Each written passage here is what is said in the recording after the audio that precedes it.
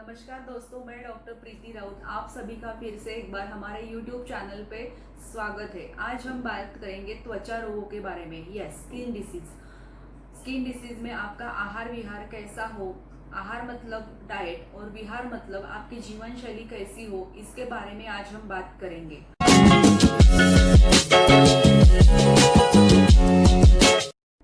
अनुचित आहार तथा अनुचित जीवन शैली के कारण आज भारतवर्ष में त्वचा रोगों का प्रमाण 10 से 12% इतना है।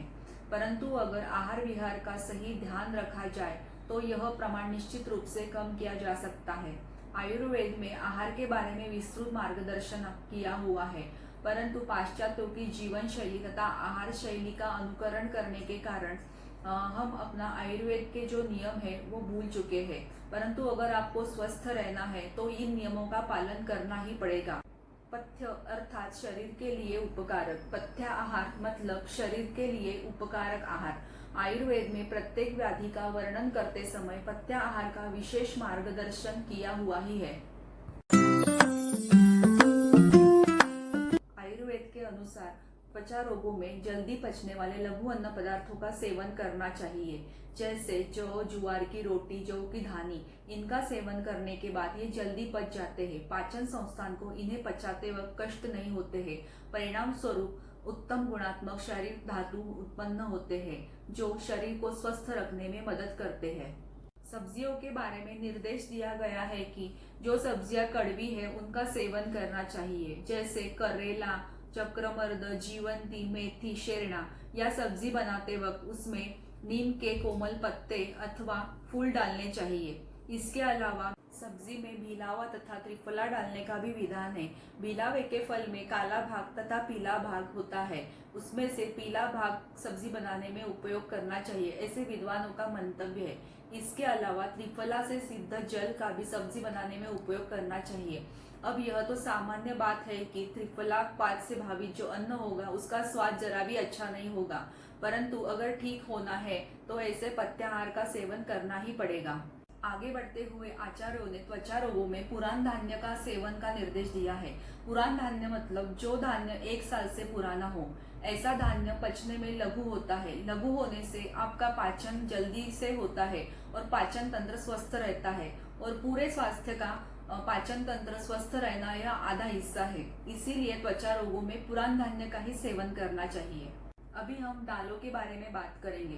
दालों में मूंग की दाल सर्वश्रेष्ठ बताई है, क्योंकि यह पाचन में हल्की और 12 महीने सेवन योग्य है। लेकिन ध्यान रहे कि यह दाल भी सेंद्रिय होनी चाहिए, न कि हाइब्रिड, और जहाँ तक हो सके उसे छिलके सहित खानी चाहिए। और हाँ, ध्यान में रहे कि वह भी 1 साल पुरानी होनी चाहिए। आचार्यों के अनुसार तुअर की दाल भी त्वचा रोगों में सेवनार्थ उपयोग की जा सकती है, लेकिन सांप्रत जो तुअर दाल है वह काफी मात्रा में हाइब्रिड ही होती है, इसीलिए वह पित्त शमन करने के बजाय पित्त वर्धन करती है। इसीलिए अगर तुअर की दाल खानी है तो वह भी सेंद्रिय होनी चाहिए और 1 साल पुरानी होनी चाहिए। त्वचा रोगों से पीड़ित व्यक्ति को मांसाहार नहीं करना चाहिए, अन्यथा वह व्याधि ठीक होने की जगह पुनः उत्पन्न हो सकता है। इसके अलावा त्वचा रोगियों को दूध या दूध से बने पदार्थ जैसे पनीर, चीज, श्रीखंड, लस्सी, दही, इनका भी सेवन नहीं करना चाहिए, क्योंकि ये पदार्थ त्वचा रोगों में स्राव, खुजली तथा सूजन उत्पन्न कर सकते हैं। इसके अलावा अगर दूध पीना जरूरी है तो गाय का गर्म दूध, उसमें हल्दी मिलाकर ले सकते हैं। दालों में कुल्थी, उड़द और वाल न ले, क्योंकि ये तीनों दालें रक्त को दूषित करती है और व्याधि प्रक्रिया को बढ़ाते हैं। गन्ना चूसना या गन्ने का रस कफवर्धक होने के कारण त्वचा रोगियों के लिए निषिद्ध है। इसके अलावा किसी भी धान्य को पीसकर बनाया हुआ आटा जैसे मैदा और मैदे से बने पदार्थ त्वचा रोगियों के लिए सर्वथा निषिद्ध है।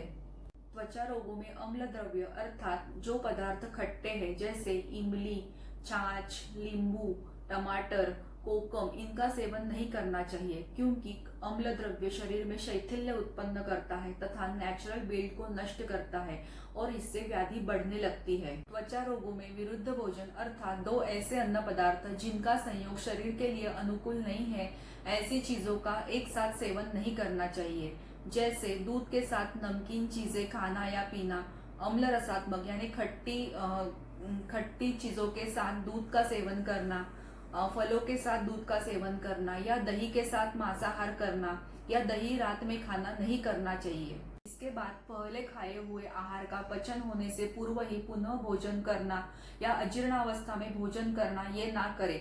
अजीर्णावस्था में उपवास करना ही सर्वश्रेष्ठ है।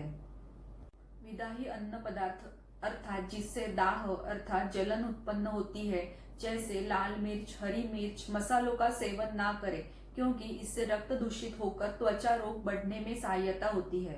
नेक्स्ट, अभिसंधि अन्न अर्थात जिनका सेवन करने के बाद शरीर धातुओं से स्राव निकलता है, मांसादी धातुओं में क्लिन्नता उत्पन्न होकर व्याधि क्षमत्व कम हो जाता है तथा दोषों का प्रकोप होकर त्वचा रोगों की उत्पत्ति होती है, ऐसे पदार्थों का सेवन नहीं करना चाहिए, जैसे दही या कच्ची कैंथ।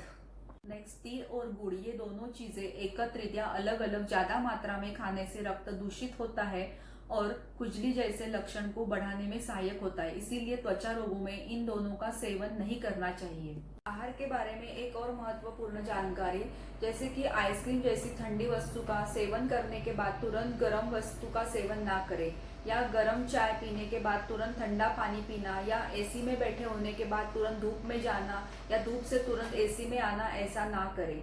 नेक्स्ट, पूर्णोपवास करने के बाद मतलब उपवास, कड़क उपवास करने के तुरंत बाद भरपेट भोजन करना या फिर से उपवास करना, ऐसा भी ना करें। इस तरह से त्वचा रोगों में खान पान का ख्याल रखना है, और जो लोग त्वचा रोगों से जूझ रहे हैं या लड़ रहे हैं उनके साथ ये वीडियो जरूर शेयर करें। तब तक के लिए स्वस्थ रहिए, घर पे रहिए, सुरक्षित रहिए। Stay tune with us.